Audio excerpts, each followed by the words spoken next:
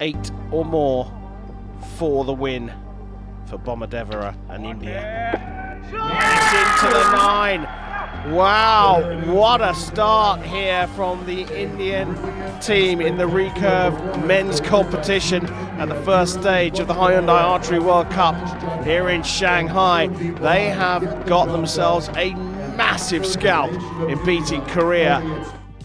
The Archery World Cup is one of the major events of world archery, and the Shanghai World Cup is the first event. There are 4 Archery World Cups every year, and the Shanghai event is the first one of this season. So it's the first real major international competition of the year.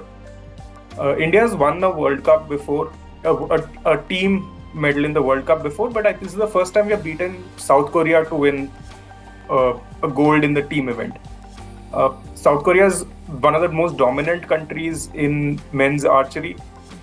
Ever since archery was reintroduced in the Olympics in 1988, they have won all but 3 editions, and they have won the last 2 editions as well. When you see the team which is with South Korea sent to this World Cup is probably their team that is going to go to the Olympics. South Korea has already had their Olympic trials earlier this season, and these 3 guys who were part of this team were the guys who had qualified in their Olympic selection trials. And these are the same guys who won the last World Championships. They won gold in the last World Championships. This exact team. So this is a very strong South Korean team. It's not that they're like in 2010 when we won in Shanghai as well. We won the men's team in Shanghai as well. Men's team recurve championships in Shanghai. We didn't beat South Korea. South Korea had lost earlier in the competition, and that was an upset when it happened. So for us to beat South Korea in an Olympic year, and of course 2010 in Shanghai when it happened, it wasn't an Olympic year. This is an Olympic season, so South Korea is sending their best team, and so to beat them in the starting of the year, these are good signs, and it also is very significant because it's really going to boost our chances of qualification for the Olympics. So right now, just one Indian has qualified for the Olympics. That is Dhiraj Bommadevara, and the 2 other Indians in this team, Pravin, Jadhav, and Tarundeep Rai, who was incidentally part of the team which won the last World Cup team gold in 2010. They haven't qualified yet, but right now with this gold medal, India is probably going to be at around 238 ranking points. So if India doesn't qualify a team in the last Olympic qualification tournament that's in June in Antalya, they have almost like a sure shot they are going to qualify through their ranking. So this gold medal has gone a huge way in making that possible.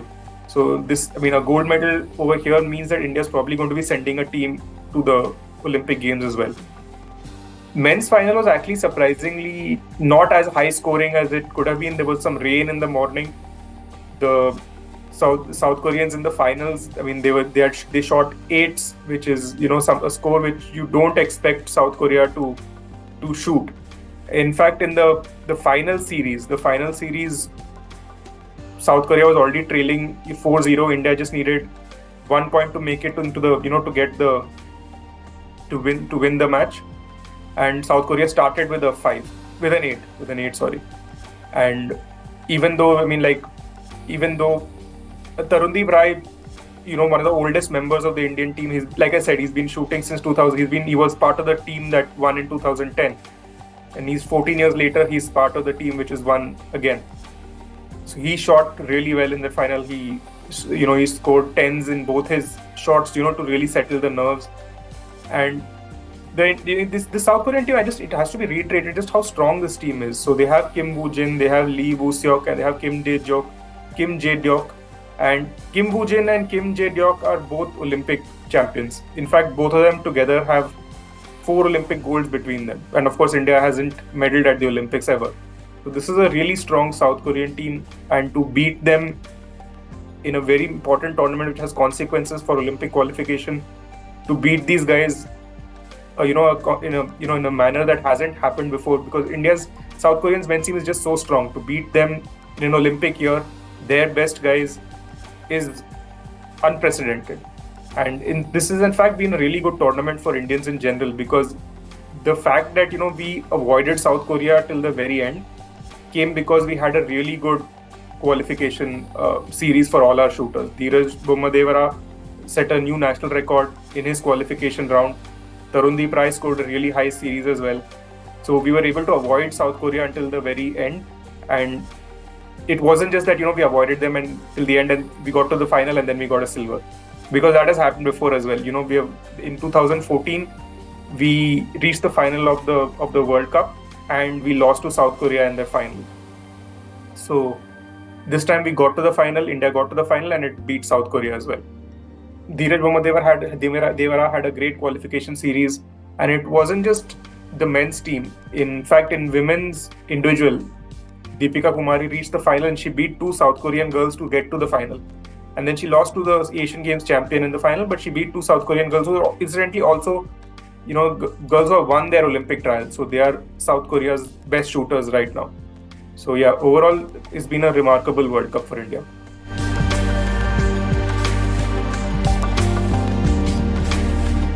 In the last Olympics, we didn't do that badly. As in, we had like a couple of really big upsets. We beat like a South Korean player in the Olympics as well, which isn't something that happens very frequently. We had two players reach the quarterfinals, which again hasn't happened before.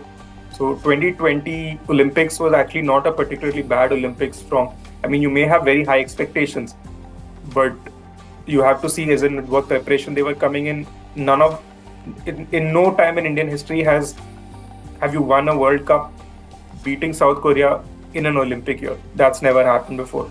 So for whatever medals they may have won, I think there is something to be said that people, when they hear World Cup, they assume World Championships, and obviously there's a difference. World Championships happens once every couple of years, and the World Cups, there are 4 of them every year.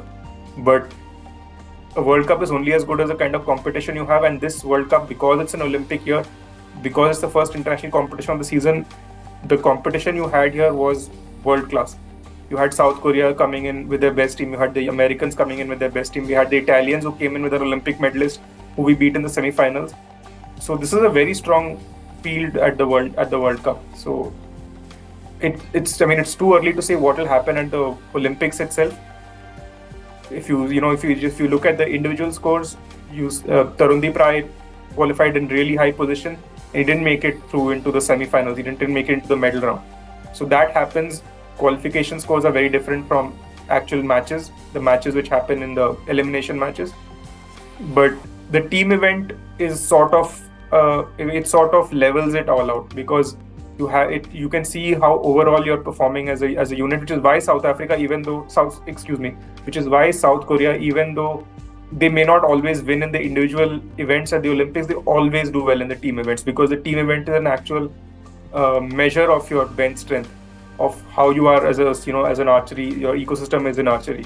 And so to beat South Korea, and this is not like a win that's come by chances.